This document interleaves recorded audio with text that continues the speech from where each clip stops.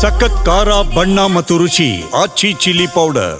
ಸುವರ್ಣಸೌಧಕ್ಕೆ BJP ನಾಯಕರು ಈಗಾಗಲೇ ಮುತ್ತಿಗೆ ಹಾಕಿ ಪ್ರತಿಭಟನೆಯನ್ನ ನಡೆಸ್ತಾ ಇದ್ದಾರೆ. ಇಂತಹ ಸಂದರ್ಭದಲ್ಲಿ ಯಾವುದೇ ರೀತಿಯ ಅಹಿತಕರ ಘಟನೆ ನಡೀಬಾರದು ಅಂತ ಹೇಳಿ ಸಾಕಷ್ಟು ಪೊಲೀಸರನ್ನ ಈಗಾಗಲೇ ನಿಯೋಜನೆಯನ್ನ ಮಾಡಲಾಗಿದೆ. ಸುಮಾರು 25,000 ರೈತರು ಇದರಲ್ಲಿ ಭಾಗಿಯಾಗಿದ್ದಾರೆ. ಕೆಲವೊಂದಷ್ಟು ಬಿಜೆಪಿ ನಾಯಕರು ಕೂಡ ಈಗಾಗಲೇ ಭಾಗಿಯಾಗಿ ಸಾಕಷ್ಟು ಆಕ್ರೋಶವನ್ನ ವ್ಯಕ್ತಪಡಿಸ್ತಾ ಇದ್ದಾರೆ. ದೃಶ್ಯಾವಳಿಗಳಲ್ಲಿ ನೀವು ಕೂಡ ಇದೀಗ ಗಮನಿಸ್ತಾ ಇರಬಹುದು.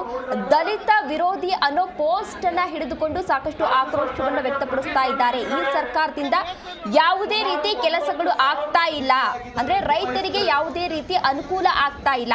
ರೈತರ ಸಮಸ್ಯೆ ಅಂತ ಬಂದಾಗ ಈ ಸರ್ಕಾರ ಏನಿದೆ ಯಾವುದೇ ರೀತಿ ಉಪಯೋಗವನ್ನ ನೀಡ್ತಾ ಇಲ್ಲ, ಪರಿಹಾರವನ್ನ ನೀಡ್ತಾ ಇಲ್ಲ. ರೈತರು ಕೂಡ ಈಗಾಗಲೇ ಸಾಕಷ್ಟು ಕಂಗೆಟ್ಟು ಹೋಗಿದ್ದಾರೆ.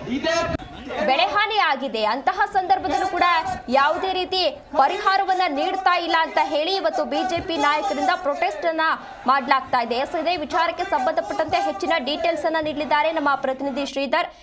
ಶ್ರೀಧರ್, ಇವತ್ತು ಸುವರ್ಣಸೌಧಕ್ಕೆ ಬಿಜೆಪಿ ನಾಯಕರು ಮುತ್ತಿಗೆ ಹಾಕಿ ಪ್ರತಿಭಟನೆಯನ್ನ ನಡೆಸ್ತಾ ಇದ್ದಾರೆ. ಸದ್ಯ ಅಲ್ಲಿನ ಪರಿಸ್ಥಿತಿ ಹೇಗಿದೆ ಈಗ?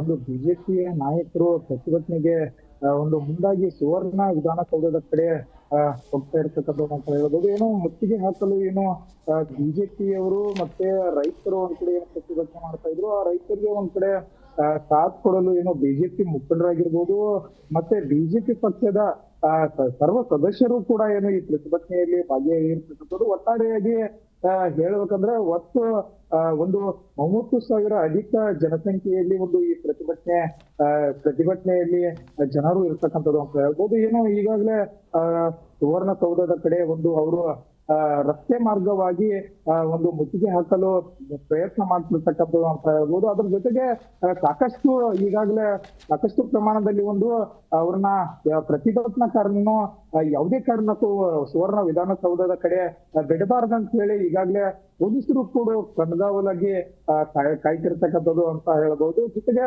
ಅಲ್ಲಲ್ಲಿ ಕೂಡ ಒಂದು ಹಗ್ಗವನ್ನ ಹಾಕಿ ಮತ್ತೆ ಪೊಲೀಸ್ ವಾಹನವನ್ನ ಒಂದು ರೋಡ್ ಮೇಲೆ ಅಡ್ಡ ಹಾಕಿ ಅವರಿಗೆ ಯಾವುದೇ ರೀತಿಯಾಗಿ ಮುಂದೆ ಹೋಗಲು ಒಂದು ರಸ್ತೆ ಇರಬಾರ್ದಂತ ಹೇಳಿ ಒಂದು ರಸ್ತೆಯನ್ನ ಕೂಡ ಸ್ಥಗಿತ ಮಾಡಿರ್ತಕ್ಕಂಥದ್ದು ಅಂತ ಹೇಳ್ಬೋದು. ಯಾಕಂತಂದ್ರೆ ಈಗ ಸದನದಲ್ಲಿ ಹೋಗಿ ಒಂದು ಬಿಜೆಪಿಯವರು ಒಂದು ಮತ್ತೆ ಯಾವುದೇ ರೀತಿಯಾಗಿ ಗಲಾಟೆ ಆಗಿರ್ಬೋದು ಮತ್ತೆ ಇನ್ನ ಅಹಿತಕರ ಘಟನೆಗಳಾಗಿರ್ಬೋದು ಯಾವುದೇ ರೀತಿಯಾಗಿ ನಡೀಬಾರ್ದು ಹೇಳಿ ಈಗಾಗಲೇ ಕಟ್ಟುನಿಟ್ಟಿನ ಆದೇಶವನ್ನ ಬೆಳಗಾವಿ ಕಮಿಷನರ್ ಅವರು ಕೂಡ ಈಗಾಗಲೇ ಹೊರಡಿಸಿರ್ತಕ್ಕಂಥದ್ದು. ಮತ್ತೆ ಜೊತೆಗೆ 1000ಕ್ಕೂ ಅಧಿಕ ಪೊಲೀಸ್ ಸಿಬ್ಬಂದಿಗಳನ್ನ ಕೂಡ ಈಗಾಗಲೇ ಈ ಪ್ರತಿಭಟನೆಗೆ ಒಂದು ನಿಯೋಜನೆ ಮಾಡಿರ್ತಕ್ಕಂಥದ್ದು. ಮತ್ತೆ ಸದ್ಯ ಏನಂತಂದ್ರೆ ಈಗ ಆರ್ ಅಶೋಕ್ ಆಗಿರ್ಬೋದು ಮತ್ತೆ ವಿಜಯೇಂದ್ರ ಆಗಿರ್ಬೋದು ಅವರ ನೇತೃತ್ವದಲ್ಲಿ ಈಗ ಮುತ್ತಿಗೆ ಹಾಕಲು ಮುಂದಾಗಿದ್ದಾರೆ ಅಂತ ಹೇಳ್ಬೋದು. ಇನ್ನು ಸಿದ್ದರಾಮಯ್ಯ ಸರ್ಕಾರಕ್ಕೆ ಒಂದ್ ಕಡೆ ನೋಡಿದ್ರೆ ಒಂದು ಸಿಎಂ ಬದಲಾವಣೆ ವಿಚಾರ, ಒಂದ್ ಕಡೆ ನೋಡಿದ್ರೆ ಸಾಕಷ್ಟು ಸಾಲು ಪ್ರತಿಭಟನೆ.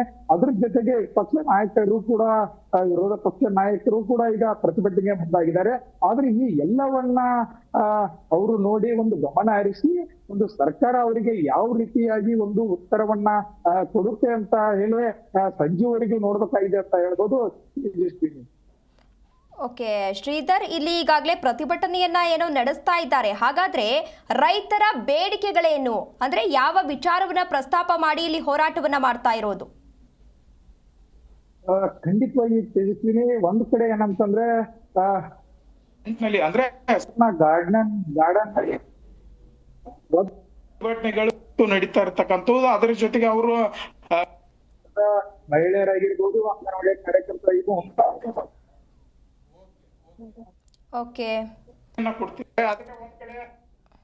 ಓಕೆ ಧನ್ಯವಾದ ಶ್ರೀಧರ್ ತಮ್ಮೆಲ್ಲ ಡೀಟೇಲ್ಸ್ಗಾಗಿ. ಲಕ್ಷ ಬೆಳೆದ್ರೆ ಈ ಸರ್ಕಾರ ಖರೀದಿ ಮಾಡ್ತೀವಿ ಅಂತ ಹೇಳ್ತಾ ಇದ್ದ 5 ಲಕ್ಷ ಟನ್ ಮೆಕ್ಕೆಜೋಳವನ್ನು ಏನ್ ಮಾಡಬೇಕು